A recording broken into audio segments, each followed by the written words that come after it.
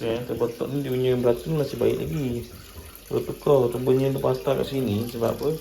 Dia punya ni apa kawai dia berat sangat kan, patah. Bawah ni kayu. Jadi ini rasa baik lagi. Sudah jatuh ke bawah. Jadi dia nak tukar benda ni lah. Patah ni amat. Tadi dia dah stand kan lah. Tapi sebab benda kawai ni berat sangat kat jadi dia basah-basah kat patah sama tercabut lah. Jadi kalau boleh nak buka balik ni. Tapi ni cantik lagi, baik lagi. Kalau boleh pakai balik pintu ni balik kan. Pintu ni 4 pintu. Laci ni kalau boleh pakai balik lah. Terus sekarang ni kita buat tabletop batu lah. Konkrit ni. Kalau batu ni boleh pakai balik. Kalau tak boleh pakai buat konkrit ni lah. Tapi batu ada lah. Batu ada. Simen ni ada. Cuma nak buat balik konkrit. Bukan nak 7 kaki rasa ni. 7 kaki kali 2. 7 kaki kali 2. 7 kaki kali 2 ni.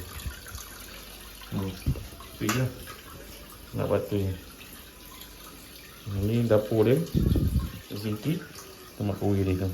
7 kaki kali 2. 2 lebih lah. Tak sampai 3 pun.